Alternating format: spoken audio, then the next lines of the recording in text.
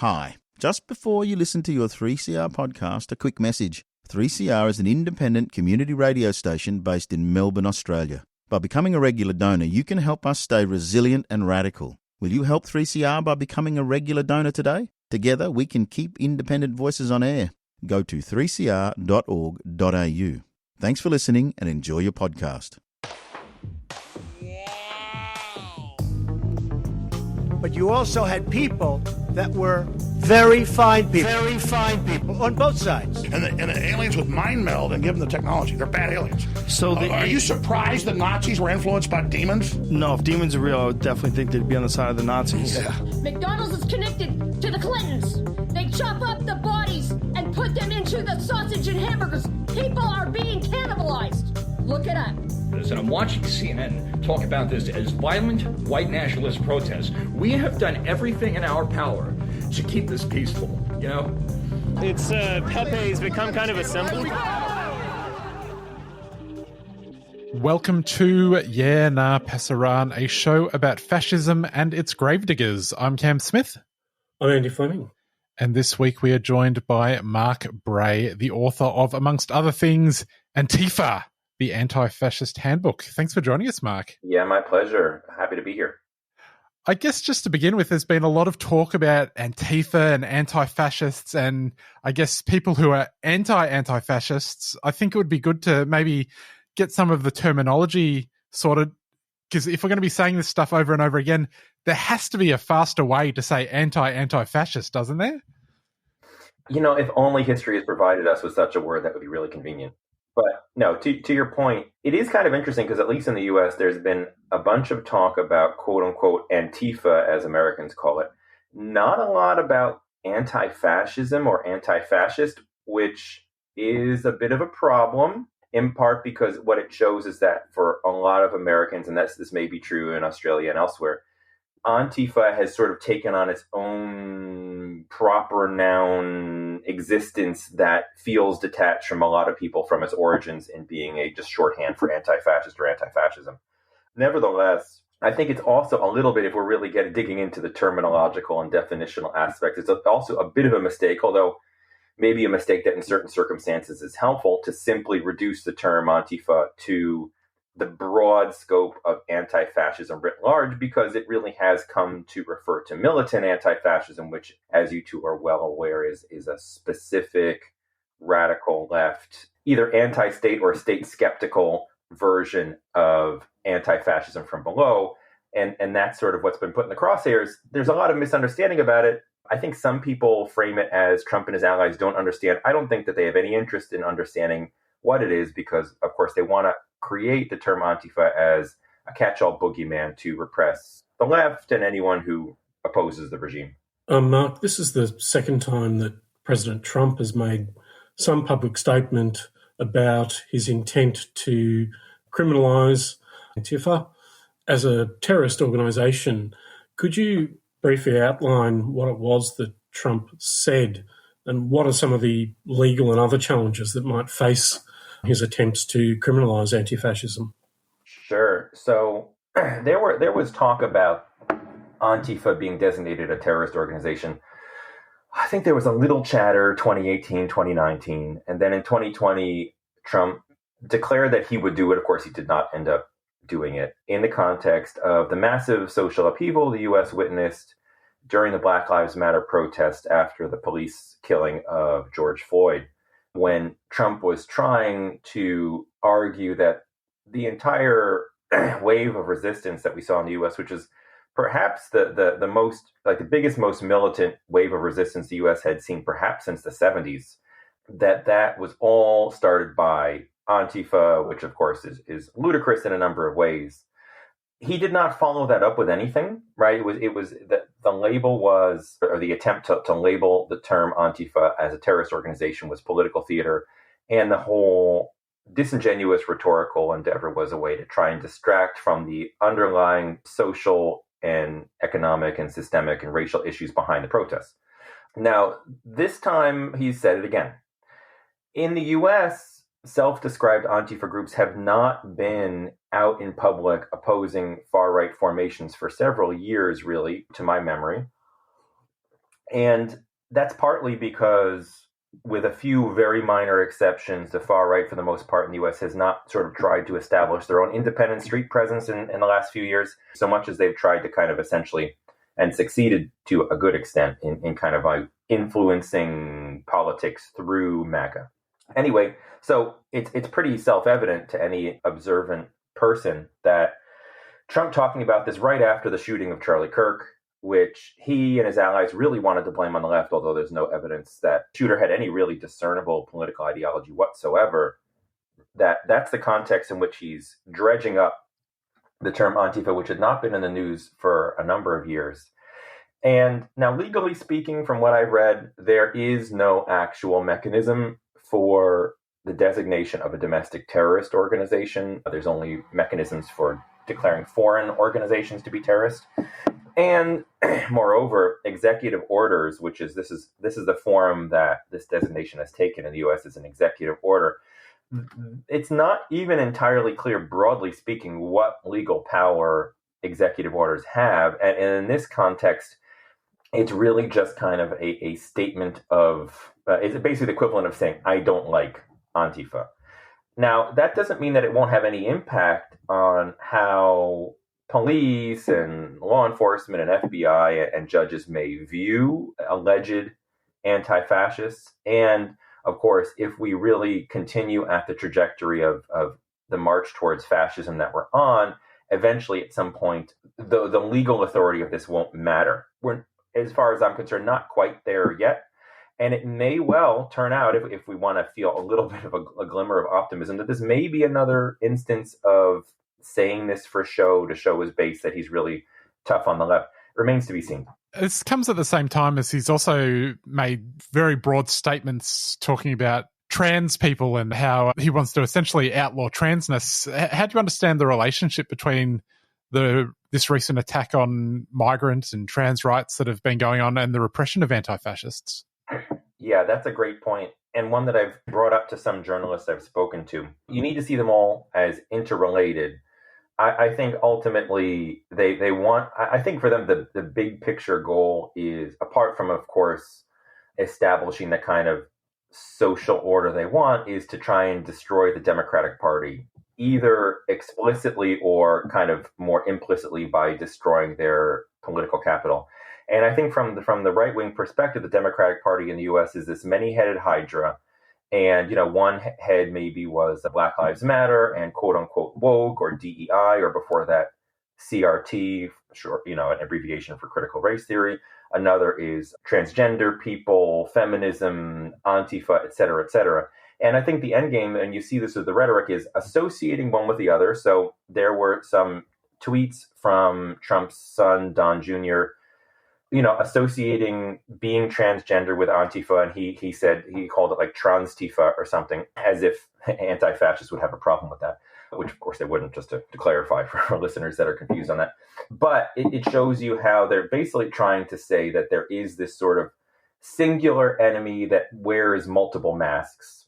And you can kind of, it's not, I think, in its basic anatomy all that different from white supremacist and Nazi conspiracy theory views from generations ago about the nefarious influence of Jews on people of color through universities, on gender and sexuality, trying to destroy the quote unquote Christian family. So I view that all these things as kind of interrelated in their outlook.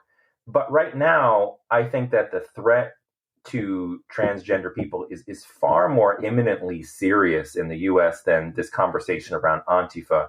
And, we're really on the verge of a great crisis that could potentially take on really politically apocalyptic proportions for transgender people in the U.S. Given that Trump's agenda is quite broad, and anybody who expresses public opposition to fascism and or Trump or his policies may, it seems, be deemed to be Antifa, is it possible that he's bitten off more than he can chew? Well, that raises the question of exactly how much does he want to eat for dinner? and with me, I kind of feel, on the one hand, people that dismiss the threat of fascism, that at this point is clearly ridiculous. On the other hand, I think people who say basically fascism in its completely full-blown form is already here is also not true. So how do we kind of balance the kind of, it feels like this sort of almost schizophrenic impulse between things are completely terrible, but like they could be worse and so forth. So in 2020, Trump said he was going to label Antifa a domestic terrorist organization. He didn't do it. It was political theater. Nothing came of it. He made the declaration the other day. It carries no legal weight. Nothing has happened yet to follow up on that. Meanwhile, he's embroiled. He went to the United Nations. There's the controversy about the escalator not working at the UN. There's the thing about the allegations about Tylenol and autism. There's so many things going on that it's not clear at this point how soon he'll actually follow up or how much he really wants to actually meaningfully follow up on this Antifa or terrorists thing. On the other hand, another way of looking at it is by doing this designation and kind of getting it on the books, so to speak, that this is a meaningful political category of repression.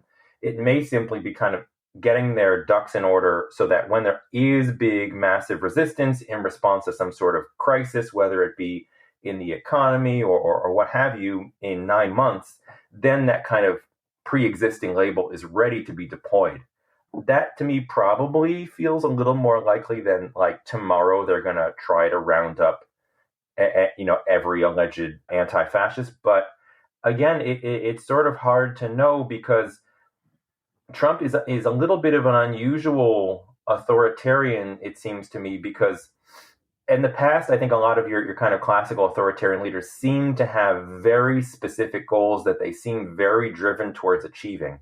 And sometimes it's not clear to me with Trump how much certain goals are things he really wants to achieve versus goals that he wants to be seen as wanting to achieve. And only time will tell which of them fall into which category versus the other. Mark, the book, the Antifa Handbook, came out in 2017. Much has changed since then, although I did see that there were riots, far-right riots in the Netherlands a few days ago that were seemingly spurred on by a fake Antifa page which claimed that Antifas would be coming, and so all of the hardcore Nazi groups had to come out to defend against them. Of course, there were no real Antifa groups coming, which did seem actually very 2017. Everything old was new again. But what has changed with anti-fascism since the book came out? Yeah, that reminds me a little bit of, I was part of Occupy Wall Street in New York City back in 2011, and there was this rumor spread that Radiohead was going to show up and perform in Zuccotti Park, and like a ton of people showed up. And of course, it was spread just to get people to come. So the whole, I'm sure that an interesting little book could be written about the role of rumor in mobilizing people towards political action.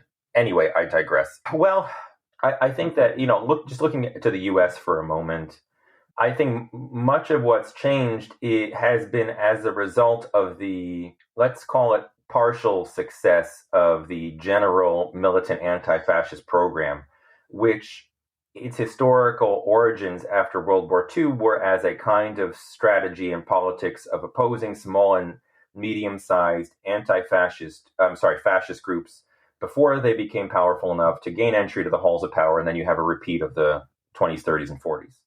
And in the U.S., that largely happened. So, you can look at the Unite the Right rally in Charlottesville in August of 2017 when Heather Heyer was killed by a fascist as kind of like a high water point for efforts by the far right to establish their own independent street presence and political presence, under the rubric of the alt-right to a certain extent. And anti-fascists defeated them. Subsequent efforts to try and recapture that moment failed through doxing, through opposition, and so forth and so on. And so you see that those efforts really peter out. On the other hand, you see, like with the pandemic in 2020, that a lot of far-right groups, folded themselves into anti-lockdown demonstrations, anti-vaccine demonstrations, into MAGA. January 6th really obviously emboldened them. And subsequently, you get a few like Patriot Front groups who will do like little pop-ups. They'll show up unannounced, do a little photo op, and then jump back into their U-Haul vans and drive away. The fact that they won't actually announce in advance that they're going to do anything shows the power of anti-fascist mobilization to show up and run them out of town.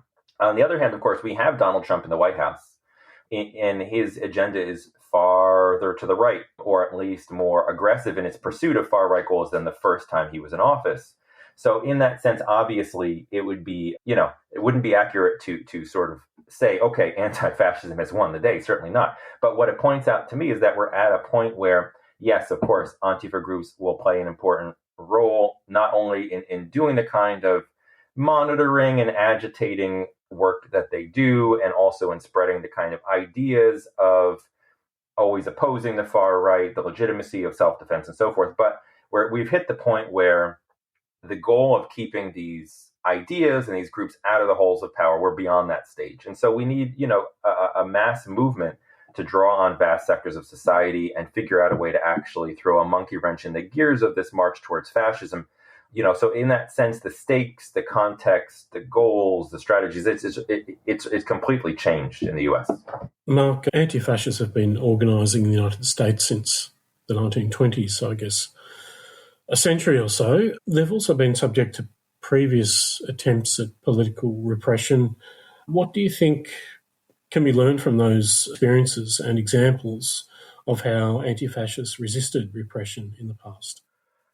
Right. Well, certainly that's true, that as long as there's been fascism, there's been anti-fascism. And initially, of course, in the early 20s, fascism was pretty much exclusively associated globally with Mussolini. In the Italian case, the kind of broader global generic fascism hadn't really been conceptualized for the most part. And so in that sense, anti-fascism in the US, as in elsewhere in the Italian diaspora, was largely Italian anti-fascists fighting back, of course, with allies from where they were from. And as it moved forward, I'm thinking here, for example, of, when there was a Nazi rally in Madison Square Garden in New York City in the I believe it was the early 30s, and anti-fascists showed up outside. They were attacked by police. If you think of cases of infiltrating fascist meetings and getting attacked by fascists, there's obviously been a lot of violence directed towards anti-fascists by the police and by the far right. You can also, in a different context, fast forward to the 60s and 70s and look at the anti-fascism of the Black Panther Party and, Black liberation organizers, where they were talking about the connections between the history of racism and colonialism in the U.S. and comparing it in meaningful ways to fascism in Europe. And, of course, the repression faced by the Black liberation movement was even more harsh and extreme, people being murdered and jailed and so forth. There's a difference, of course, between like what was faced in the 20s, 30s, and 40s in the US by anti-fascists who maybe would get beaten up by the police and jailed for a relatively short period of time because of a kind of a riot or a conflict, and the kind of specter of being disappeared or being, charged with some sort of felony or massive terrorism charge for organizing against fascism and the regime. So, that latter situation brings the conversation closer to what it would have been like to have resisted in, fascist Italy or Nazi Germany, or even like Franco Spain, or under the military dictatorships in Latin America. And I think part of the kind of difficulty that maybe the left is facing right now in the U.S. is that we, the basic playbook of marches and protests, we've had a fair amount of that. Obviously, the opposition to ICE in Los Angeles and elsewhere has been really militant and inspiring, but we're sort of stuck, I think, between your conventional kind of opposition to a right-wing figure under a liberal parliamentary system, even though we don't have a parliament, but I really try not to grant the term democracy or democratic to the United States. So we're sort of stuck in between the business as usual, opposing a war, trying to influence public opinion, and of course the other extreme of underground resistance, armed struggle, life and death. We're in the middle. And it is difficult to sort of know how to move forward. The best answer would be to organize a general strike and try and leverage our power in that way. The U.S. labor movement is stronger and more militant than it was a generation ago, but we're clearly not there at this point. So we'll see. You've alluded to this before, and it's present in Trump's statement where the term Antifa is applied to a broad cross-section of the population potentially, and was originally used by Trump to refer to Black Lives Matter protests. In terms of addressing these questions and the distinction between Antifa and anti-fascism and other struggles for liberation, what do you think is the most productive approach in terms of teasing out those questions? Yeah, I kind of go about it a little differently depending on my audience. You know, if there's a bunch of liberals who want to basically conflate the broad history of anti-fascism with Antifa, like, you know, I mean, to a certain extent, I'm like, all right, fine. Like, you know, if you're going to show up in the streets, you're going to draw inspiration from, you know, the U.S. battle against Nazi Germany, then like, all right, fine, I can live with that. But, you know, it's not accurate to say that, like, the U.S. Army was Antifa in the 1940s. And so, you know, the kind of the anarchist in me and the historian in me shudders when it goes too far in that direction. And, you know, I clarify that, like, you know, Antifa refers to militant anti-fascism. It's a specific tradition that situates itself firmly within the radical left and so forth and so on. When it comes to kind of broader conversations around, when you bring in conversations around like anti-colonialism and anti-imperialism and other kinds of national liberation struggles and radical history, I do definitely think that there are connections to be made. But what I try to, my point of view as a historian is not to say that imperialism and colonialism were a kind of fascism so much as to say that fascism was a kind of imperialism and colonialism, following Ami Césaire and others who argued that what he called Hitlerism were European imperialism and colonialism taken back to the European continent. Just given the kind of historical trajectories, perhaps the overriding story of modern European history is this absolute contradiction between the development of liberalism in the metropole and the illiberal domination and violence and genocide and military rule of the colony. And I see fascism as kind of an offshoot of that. So in that sense, I think that we can definitely talk about anti-colonialism, anti-imperialism, anti-fascism in the same kind of conversation. But to me, kind of anti-fascism is maybe like the more recent little sibling, if you want to use that silly metaphor, in the conversation. Mark, it's just been a few days since this executive order has come down from the Mount. Obviously, the future is still to be written, but what's indications are being given about how people are responding to it? I noticed there's been a bit of a far-right media coverage relishing that finally their enemies in Antifa are going to get theirs. Yeah, well, if it's any indication, the mainstream media covered it pretty widely for a day or two and seemed to be moving on. Part of Trump's strategy, which has largely served him well, is to just, what's the term, flood the zone, that every day there's some sort of new, over-the-top, unbelievable action taken by the administration that threatens one group or another, or one kind of established precedent or another. And so it seems entirely plausible that at least in the short term, it may kind of just get drowned out by all sorts of other bizarre, horrific things. That of course, is not a very appealing best case scenario, but it may be when it comes particularly to the question of prosecuting people for being alleged anti-fascists.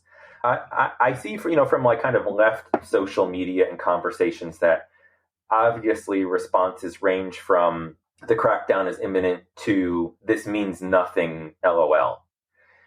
I feel like the truth is in the middle somewhere, but what do you do about that? I'm not sure what can be done proactively apart from, popular education and trying to teach as many people as possible what these words mean, what the history and politics of anti-fascism are, why it is important to oppose this administration and so forth. But I think we're a bit in a wait and see regarding that, while, of course, people are still organizing against ICE and against all of the various attacks that this administration is waging against, vast sectors of society. The anti-fascists might just have to wait for the late-night TV hosts to get theirs before it's their turn. Well, right, of course, and of course, there's something absurd about, finally, we've had years of genocide in Palestine, all this terrible stuff, but, Jimmy Kimmel getting kicked off the air, that is one bridge too far. And then you get all the celebrities coming out of the woodwork. I mean, for what it's worth, it's a good thing that the popular pressure put to bear on Disney, including by the so-called Disney adults who canceled their subscriptions or whatever, that had some positive outcome. That's good, right? And it's good that there are everyday people who are willing to, make the greatest sacrifice an American can, which is to alter their consumer preferences. That is a good thing. But of course, I hope they continue doing it about other issues. Mark, Trump, as part of his statement, also made reference to authorities possibly targeting infrastructure, including financial infrastructure that the dastardly Antifa have built up over the years. I don't think there's any George Soros-like figure funding these activities, but I imagine there may be some ways in which the government can disrupt fundraising and financial support for anti-fascist action. What do you make of it? Of course, the vast fortunes being, tucked away by anti-fascist groups.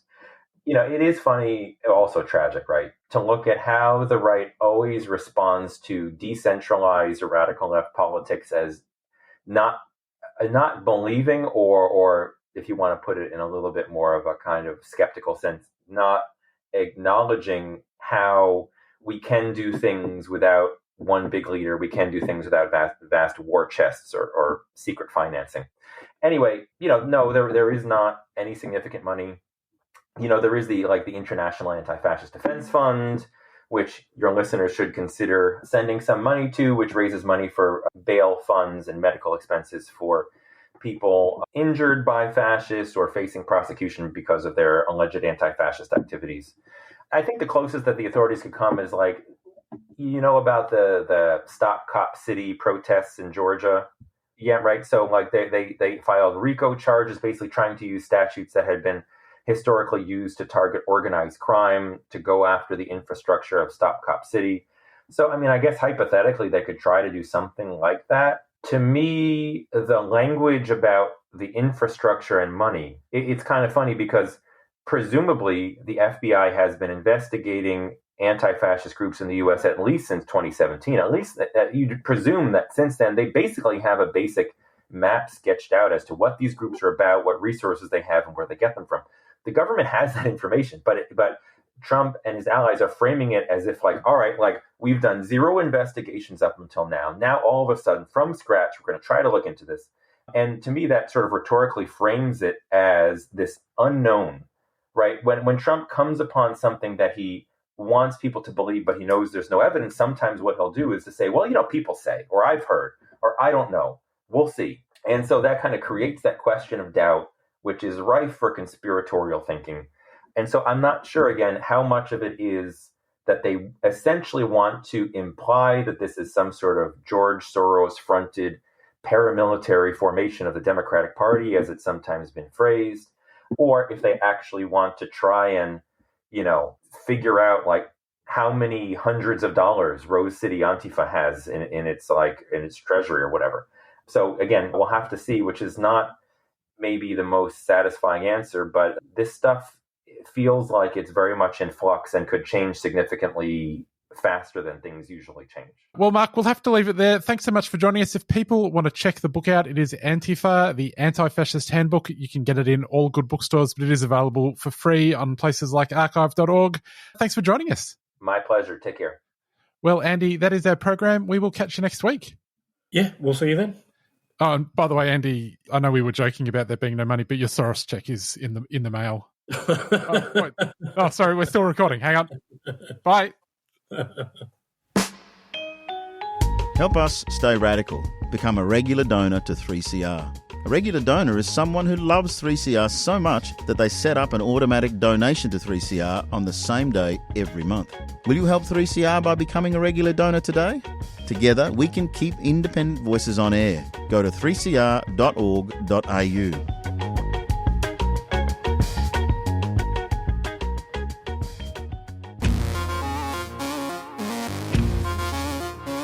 Keffiyehs are Palestinian scarves, and they're a symbol of support for justice for the Palestinian people.